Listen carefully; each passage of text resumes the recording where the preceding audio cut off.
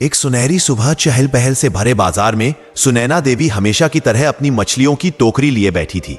उनकी दोनों बेटियां प्रिया और रोशनी दूर देश की सेवा में तैनात आर्मी ऑफिसर थीं। उन्हें अंदाजा भी नहीं था कि उनकी मां किस मुश्किल हालात में जी रही है और आज उनके साथ क्या होने वाला है। सुनैना देवी चुपचाप मछलियां बेच रही थीं कि तभी एक इंस्पेक्टर जिसका नाम राजेश वर्मा था अपनी बाइक से वहां आया। उसने गुस्से में कहा, तुम्हारी हिम्मत कैसे हुई सड़क किनारे मछली बेचने की? तुम्हारे चलते यहां जाम लगा सकता है, जल्दी से यहां से हटो। इतना कहकर उसने टोकरा पर जोर से लात मारी। सारी मछलियां जमीन पर बिखर गईं। चारों तरफ गंध फैल गई और लोग तमाशा देखने लगे। इंस्पेक्टर और भड़क कर चिल्लाया, क्या यह तुम्हारे बाप की सड़क है जहां मन किया बैठ गई मछली बेचने? अगर बेचना है तो अपनी जगह पर बेचो। सुनैना देवी चुपचाप यह सब सहती रहीं। उनकी आंखों में आंसू थे, लेकिन वह बिना कुछ कहे जमीन पर गिरी मछलियां उठाने लगी। भीड़ में खड़े लोग सिर्फ तमाशा देख रहे थे। ना किसी ने मदद की, ना किसी ने आवाज उठाई।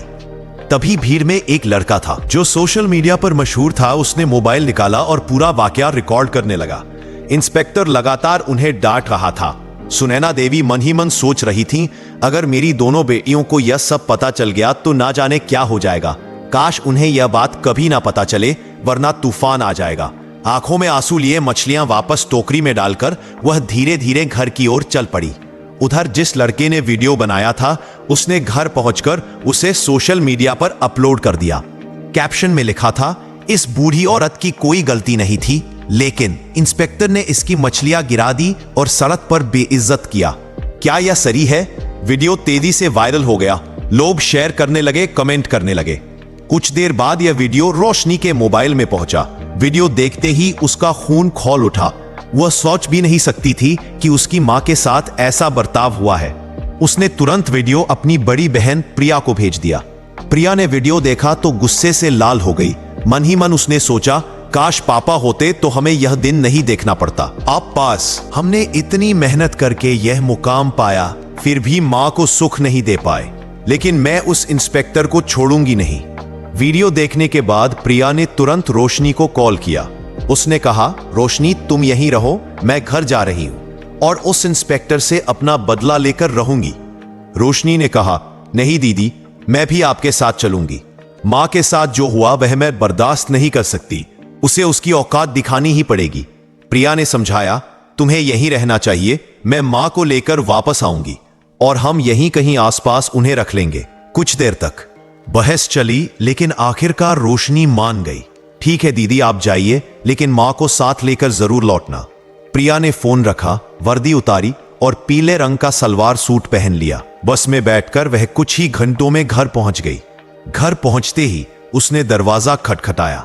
सुनैना देवी उस समय किचन में सब्जियां काट रही थीं। उन्होंने पुकारा, कौन है? प्रिया ने कहा, मैं हूं मां प्रिया, आपसे मिलने लौट आई हूं। आवाज सुनते ही सुनैना देवी के हाथ रुक गए, आंखों में नमी आ गई। उन्हें डर भी था कि कहीं प्रिया को इस घटना का पता तो नहीं चल गया। उन्होंने जल्दी से दरवाजा खोला। सामने खड़ी बेटी को देखते ही मां बेटी गले लग गई। सुनैना देवी ने पूछा, बेटी रोशनी कहाँ है? वह नहीं आई? प्रिया ने जवाब दिया, नहीं मां, मैंने उसे मना कर दिया था। अच्छा, पहले अंदर तो आओ। प्रिया किचन में गई और सब्जियां देखकर बोली, मां आप बैठिए, खाना मैं बना देती हूं। थोड़ी देर में खाना बनकर तैयार हो गया। मां बेटी ने साथ बैठकर खाना खाया और फिर बातें शुरू हुई। प्रिया ने सीधा सवाल किया, मां आपके साथ जो हुआ आपने मुझे क्यों नहीं बताया? यह बहुत गलत है, मैं उस इंस्पेक्टर को सस्पेंड करवा कर ही मानूंगी उसने कानून के खिलाफ किया है और मैं उसे दिखाऊंगी कि कानून की ताकत क्या होती है। सुनैना देवी ने डरते डरते कहा, बेटा छोड़ो, पुलिस वाले हैं, जाने दो। प्रिया ने सख्ती से कहा, नहीं मां, आप चुप रहिए, मैं जानती हूं मुझे क्या करना है। उसने जो किया उसकी सजा उसे जरूर मिलेगी। इतना कहकर प्रिया ने लाल रंग की साड़ी पहनी। वह एक साधारण गांव की लड़की की तरह तैयार हुई और सीधे थाने की ओर निकल पड़ी। यह वही थाना था जहां इंस्पेक्टर राजेश वर्मा तैनात था। थाने पहुंचकर उसने देखा, राजेश वहां मौजूद नहीं था। केवल 2 हवलदार और एएसएचओ संदीप सिंह वहां बैठे थे। प्रिया सीधे एएसएचओ संदीप सिंह के पास गई और बोली, मुझे इंस्पेक्टर राजेश वर्मा के खिलाफ रिपोर्ट दर्ज करवानी है। उन्होंने मेरी मां के साथ बदतमीजी की, मछलियों की टोकरी गिरा दी और लोगों के सामने अपमानित किया। मैं चाहती हूं कि उनके खिलाफ सख्त कार्रवाई हो। संदीप सिंह चौंक कर बोला, क्या इंस्पेक्टर राजेश वर्मा के खिलाफ रिपोर्ट? और तुम कौन होती हो रिपोर्ट लिखवाने वाली? क्या तुम उस बूढ़ी औरत की बेटी हो? तुम्हें लगता है कि मैं अपने इंस्पेक्टर के खिलाफ रिपोर्ट दर्ज कर लूंगा?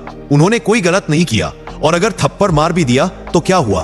वह सड़क पर मछली बेच रही थी, गलत तो वही थी। प्रिया की आंखों में गुस्सा भड़क उठा। देखिए, हमें कानून मत सिखाइए। हमने कानून पढ़ा है और अच्छी तरह जानते हैं कि इसमें क्या लिखा है। मैं उसी कानून की मदद से उसे सजा दिलवाऊंगी। अगर आपने रिपोर्ट नहीं लिखी तो मैं आपके खिलाफ भी एक्शन लूंगी। संदीप सिंह हैरान रह गया। यह साधारण सी गांव की लड़की इतनी आत्मविश्वास से बात कर रही थी। वह बोला, तुम कौन हो और तुम्हारी इतनी औकात की हमें सस्पेंड करवाओगी? हम चाहे तो अभी तुम्हें अंदर करवा सकते हैं। प्रिया ने बिना कुछ कहे अपना सरकारी आईडी कार्ड मेज पर रख दिया। आईडी देखते ही संदीप सिंह की आंखें फटी रह गई। घबराते हुए बोला, आप आर्मी ऑफिसर है? सॉरी मैडम, बताइए क्या करना होगा? प्रिया ने सख्त लहजे में कहा, इस थाने की हालत खराब है। यहां न्याय नाम की कोई चीज नहीं है। सॉरी से कुछ नहीं होगा। अब मैं डायरेक्ट आपके खिलाफ और आपके इंस्पेक्टर के खिलाफ कार्रवाई करवाऊंगी। इतना कहते ही थाने का दरवाजा खुला और इंस्पेक्टर राजेश वर्मा अंदर आया। उसने हल्की मुस्कान के साथ पूछा, क्या बात है, क्या करने आई हो? वह सीधे प्रिया के सामने खड़ा हो गया। प्रिया के मन में गुस्से का तूफान था। अगर वह कानून की इज्जत ना करती तो उसी वक्त उसे तमाचा जड़ देती, लेकिन वह कानून की रक्षक थी, इसलिए सिर्फ बोली, याद रखना, मैं तुम्हें सस्पेंड करवा कर रहूंगी। तुम्हें कानून में रहने का कोई हक नहीं। मेरे शब्द तुम्हारे लिए बहुत भारी पड़ेंगे। इतना कहकर प्रिया थाने से निकल गई। अंदर खड़े सिपाही संदीप सिंह और खुद इंस्पेक्टर राजेश भी सोच में पड़ गए। क्या ये लड़की सच में एक्शन लेगी? प्रिया घर लौटी, कुछ देर सोचती रही, फिर एक प्लान दिमाग में आया। अगली सुबह वो सीधे एएसपी ऑफिस पहुंची। ऑफिस में एएसपी मैडम श्रुति हसन बैठी थी। प्रिया ने बिना वक्त गंवाए अपना मोबाइल निकाला और उन्हें वायरल वीडियो दिखा दिया। मैडम, मैं इंस्पेक्टर राजेश के खिलाफ सख्त कार्रवाई चाहती हूं, श्रुति हसन ने गंभीर लहजे में कहा। मैडम प्रिया, मुझे पता है आप आर्मी ऑफिसर हैं, लेकिन हमें कानून, सबूत और गवाह चाहिए। जब तक आप ठोस सबूत और गवाह लेकर नहीं आती, तब तक कार्रवाई संभव नहीं है। प्रिया ने हामी भरी और निकल पड़ी। घर आकर उसने उस सोशल मीडिया अकाउंट की जांच शुरू की जिससे वीडियो पोस्ट हुआ था। कुछ ही घंटों में उसे वह लड़का मिल गया जिसने ये वीडियो बनाया था। वह उसके घर गई और बोली, तुमने ये वीडियो अपनी आंखों के सामने रिकॉर्ड किया है, मुझे इसका ओरिजिनल वर्जन चाहिए और तुम्हें गवाह बनना होगा। लड़का पहले तो घबराया, फिर मान गया और उसे बिना एडिट का वीडियो दे दिया। प्रिया ने उसे साथ लिया, एएसपी ऑफिस पहुंची। श्रुति हसन ने सबूत देखे, फिर सीधे डीएम अखिलेश को फोन लगाया। नथिंग। डीएम ने वीडियो देखा और भड़क उठे, या इंस्पेक्टर ने बहुत गलत किया है और कानून के खिलाफ किया है, इसे सजा मिलेगी। अगले ही दिन डीएम ने जिले के सबसे बड़े ऑफिस में प्रेस मीटिंग बुला ली। सुबह के ठीक 11 बजे जिला मुख्यालय के बड़े कॉन्फ्रेंस हॉल में डीएम अखिलेश की प्रेस मीटिंग शुरू होने वाली थी। हॉल के बाहर मीडिया की गाड़ियां कतार में खड़ी थीं। हर बड़े अखबार और न्यूज चैनल के रिपोर्टर कैमरा लेकर अंदर जाने की तैयारी में थे। हॉल के अंदर मंच पर 4 कुर्सियां लगी थी। बीच में डीएम अखिलेश, दाई ओर ईएसपी श्रुति हसन और बाई ओर 2 खाली कुर्सियां जिन पर अभी किसी को बैठना नहीं था। सामने पत्रकारों की लंबी पंक्ति थी। डीएम ने टेबल पर रखी घंटी बजाई और कहा, सभी पत्रकारगण बैठ जाएं, मीटिंग शुरू करते हैं। पूरा हॉल शांत हो गया।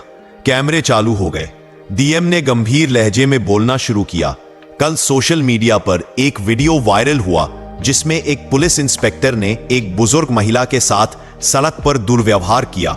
यह न केवल नैतिकता के खिलाफ है, बल्कि हमारे कानून और पुलिस आचार संहिता के भी खिलाफ है। पत्रकारों के कैमरे क्लिक क्लिक करने लगे। डीएम ने आगे कहा, हमारे पास पीड़ित पक्ष से ठोस सबूत और प्रत्यक्षदर्शी गवाह मौजूद है। सबूत के तौर पर हमारे पास बिना एडिट का वीडियो फुटेज है जो घटना के समय वहीं मौजूद एक युवक ने रिकॉर्ड किया। गवाह भी यहां मौजूद है और बयान देने को तैयार है। इतना कहते ही प्रिया मंच पर आई और मीडिया की ओर मुंह करके बोली, मैं प्रिया सिंह, इंडियन आर्मी में कैप्टन हूं और यह पीड़ित महिला मेरी मां सुनैना देवी। पूरा हॉल सन्न रह गया।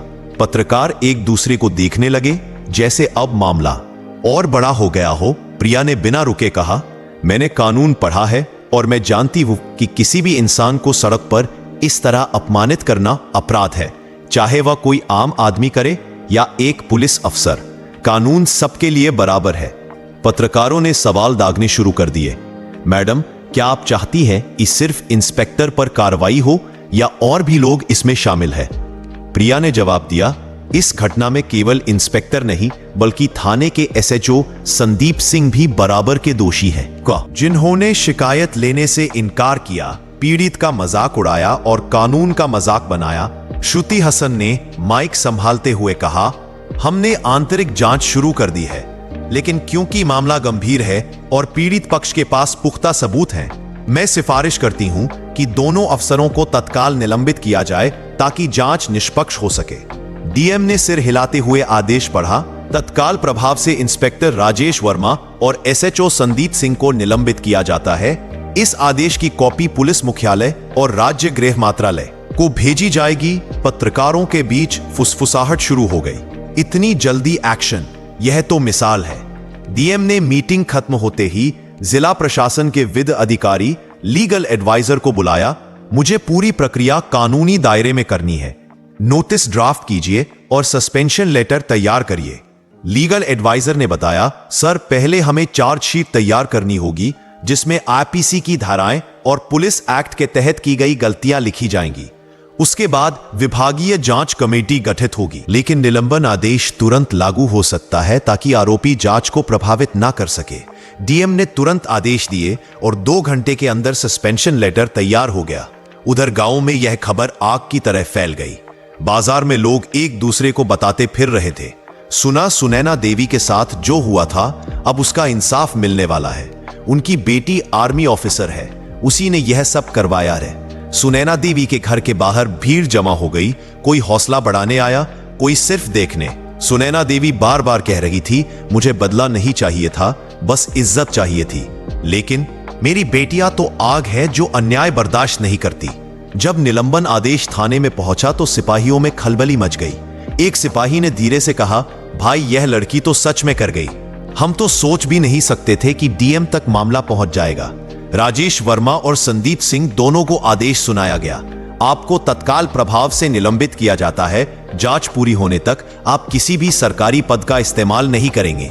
राजेश वर्मा ने गुस्से में कागज जमीन पर फेंका, लेकिन संदीप सिंह के चेहरे पर साफ डर था, यह लड़की हमारी जिंदगी बर्बाद कर देगी। मैं कह रहा था ना, उससे पंगा मत लो। शाम होते होते टीवी चैनलों पर हेडलाइन चलने लगी, इंस्पेक्टर और एसएचओ सस्पेंड, आर्मी ऑफिसर ने दिलाया मां को इंसाफ। वायरल वीडियो बना, हथियार पुलिस अफसरों पर गिरी गाज।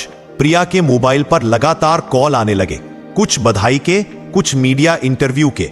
लेकिन प्रिया सिर्फ इतना कहती, ये सिर्फ मेरी मां का मामला नहीं था, ये उन सबके लिए है जिनके साथ चुपचाप अन्याय होता है।